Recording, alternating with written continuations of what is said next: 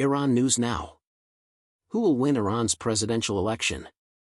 Late this week, Iran will hold its 14th presidential election.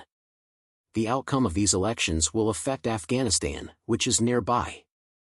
The Guardian Council has accepted only 6 candidates for the election: Masoud Pezeshkian, Mohammad Bakr Kalibaf, Saeed Jalali, Mostafa Pourmohammadi, Ali Reza Zaghani, and Amir Hossein Ghazazah Hashemi. Pezeshkian is the lone reformist, the rest are conservatives. Although difficult to predict, field observations have indicated primary and secondary contenders for the 14th government president. Because Pourmohammadi, Zaghani, and Hashemi have poor odds of winning, they will likely support Kalibaf. Hashemi ran in 2021 but garnered fewer votes than fraudulent candidates. In those elections, Zaghani lost to Iran's former president Ibrahim Raisi. Pourmohammadi, the only moderate clergy candidate, may withdraw, helping Kalibaf. Although he has little chance of winning, Jalali could be a frontrunner. However, his withdrawal may be addressed subsequently. Therefore, this article assumes the major competition between Pezeshkian and Kalibaf. It also explores aspects that may help readers understand either side's chances of winning. Pezeshkian's win reasons. Pezeshkian is more popular than other contenders.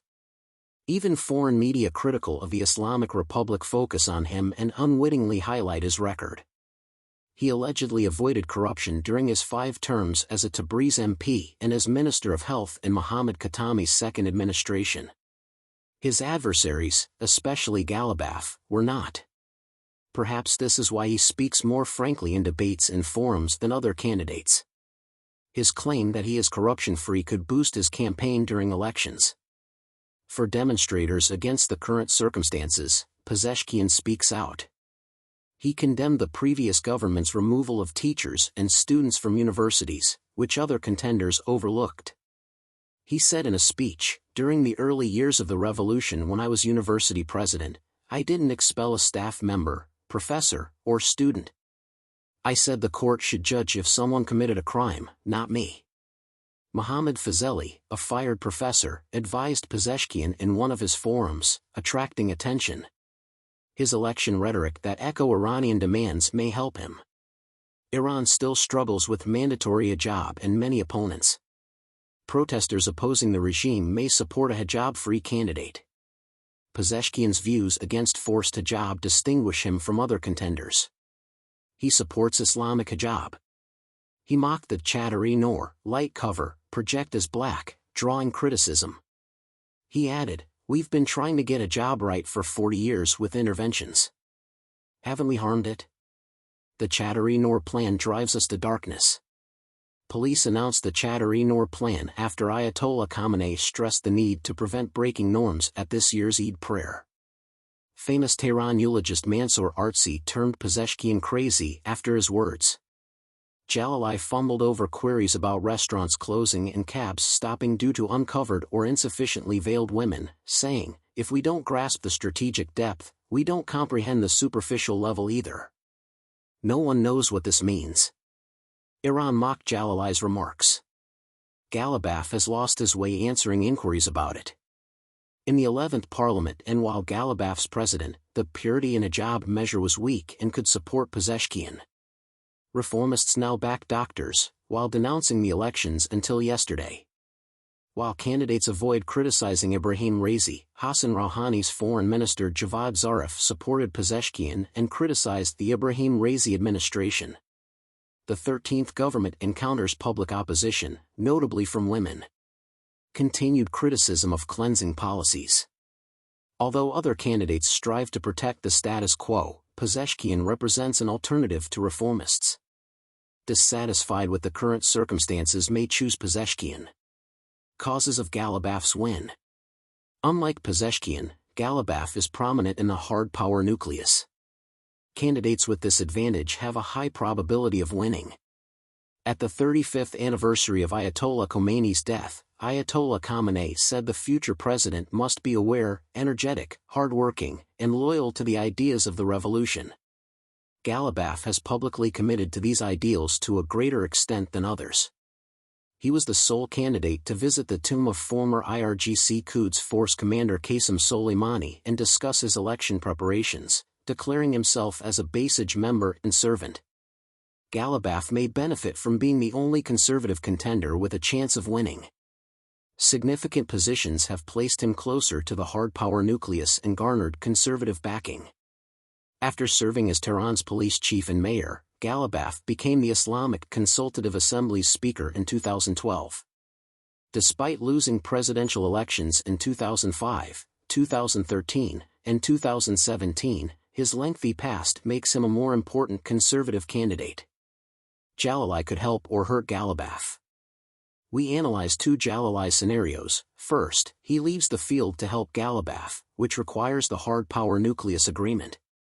If this doesn't happen, conservative votes may split for Pezeshkian. Although conservative, Jalali and Ghalibaf fight furiously. The Steadfastness Front, which opposes Ghalibaf, tried to stop him from winning the 12th parliamentary elections. Hardliners, moderates, and less hardliners make up the conservative movement. Jalali is in the first group, Ghalibaf in the second, and Ali Larijani in the third, who the Guardian Council disqualified despite many believing he would win. Jalali's position shift and constancy may affect the outcome. The election could go to a second round where Pezeshkian and Ghalibaf face off again. How would the 14th Iranian government approach the Taliban? If the Ghalibaf wins, the 13th government's policy will continue without debate. If Pezeshkian takes over, things will change. Although the essential contours of the Islamic Republic determine power in governments cannot do anything specific, reformist and conservative governments diverge, especially in foreign policy. The former favors Western engagement whereas the latter does not. Mahmoud Ahmadinejad turned Iran's nuclear program into an issue by placing it on the Security Council's agenda with anti-Western slogans, while Rouhani signed the JCPOA with Western governments in a conciliatory manner that benefited Tehran. Conservatives consider supporting the Middle East axis of resistance a red line, whereas reformists don't. The Palestinian conflict has proven difficult for reformist governments to back non-terrorist parties. Conservatives believe military engagement in politics, notably by the Revolutionary Guards, is necessary, whereas reformists disagree. Javad Zarif cautioned in his memoirs that Ahmadinejad's Revolutionary Guards meddling in foreign affairs contributed to Iran's diplomatic failures in Afghanistan. Years ago, Rouhani called the Revolutionary Guards a government with guns and criticized them for handling part of Iran's economy. Current election debates show the dual stance of engagement and conflict with the West. Pezeshkian declares sanctions against Iran a disaster, signaling a desire to deal with the West, while Jalali dismisses penalties as scraps and blames internal economic issues, implying no need for negotiations. Not seeing sanctions as scraps or disasters, the Ghalibaf strikes a balance. If reformists win and prevent the Revolutionary Guards from interfering in foreign affairs, Iran's posture to the Taliban will alter. The Guards, especially anti-American Islamic groups, assist the Taliban. Reformists will not fight the Taliban but will avoid undue concessions to this group to create a more favorable climate for communication with anti-current scenario fronts in Afghanistan.